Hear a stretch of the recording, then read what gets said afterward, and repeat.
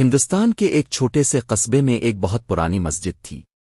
مسجد کے پیچھے ایک باغ اور ایک ٹوٹا ہوا کنواں تھا جسے لوگ سنوٹا کنواں کہتے تھے۔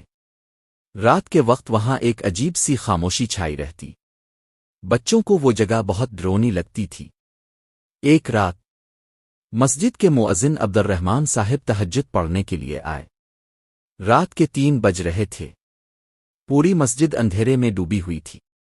جیسے ہی انہوں نے مسجد کا دروازہ کھولا انہیں محسوس ہوا کہ اندر کوئی موجود ہے۔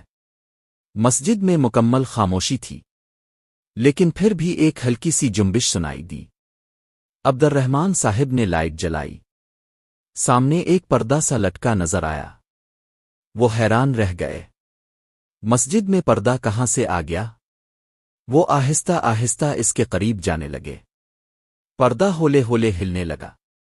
اچانک ایک گہری آواز آئی، السلام علیکم۔ عبد الرحمن صاحب گھبرا گئے۔ انہوں نے کانپتی ہوئی آواز میں پوچھا، کون؟ وہی آواز دوبارہ آئی، میں انسان نہیں ہوں، میں جنو ہوں۔ مگر تم اطمینان رکھو، میں مسلمان جنو ہوں۔ جنو نے کہا، میں اسی مسجد کے پچھلے باغ میں رہتا ہوں۔ میں اکثر رات کے وقت تمہاری تلاوت سننے آتا ہوں، لیکن آج ایک بڑا فتنہ اٹھ کھڑا ہوا ہے۔ عبد الرحمن صاحب نے پوچھا، کیسا فتنہ؟ جنو نے جواب دیا، مسجد کے پیچھے کچھ لوگ جادو کر رہے ہیں۔ وہ شیطانی جنوت کو بلانے کی کوشش کر رہے ہیں۔ ان کی نیت بہت خراب ہے۔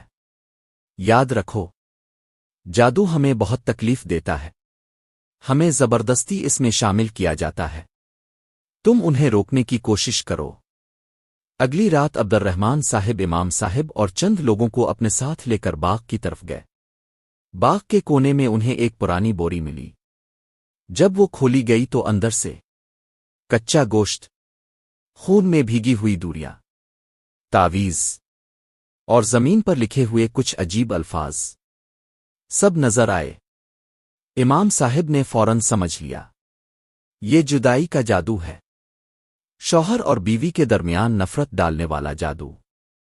سب لوگ ہاتھ اٹھا کر سورت البقرہ، آیت الکرسی اور معوذتین پڑھنے لگے۔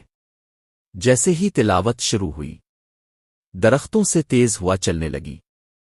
کنویں کی طرف سے ایک گرجدار آواز آئی۔ جنو کی آواز بھی سنائی دی، پڑھتے رہو، ہم بھی تمہارے ساتھ مدد کر رہے ہیں۔ اچانک وہ تعویذ خود بخود جلنے لگا۔ دور سے آواز آئی جیسے کوئی چیز بھاگتی ہوئی جا رہی ہو۔ فجر کی اذان سے پہلے مسجد میں ایسا سکون تھا جیسے کسی بوجھ کو ہٹا دیا گیا ہو۔ جنو کی آواز ایک بار پھر آئی، مگر اس بار بہت ہلکی، ہم مسلمان جنو اور مسلمان انسان دونوں ایک ہی اللہ کی مخلوق ہیں۔ ہمیں عبادت سے تکلیف نہیں ہوتی، ہمیں صرف جادو اور ظلم سے تکلیف ہوتی ہے۔ پھر وہ آواز ہمیشہ کے لیے خاموش ہو گئی۔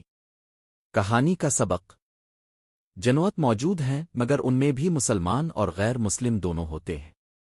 جادو حقیقت ہے مگر اس کا توڑ قرآن میں ہے۔ سورت البقرہ اور آیت الکرسی شیطانی جنوت کو دور کر دیتی ہے۔ اللہ پر بھروسہ سب سے بڑی حفاظت ہے۔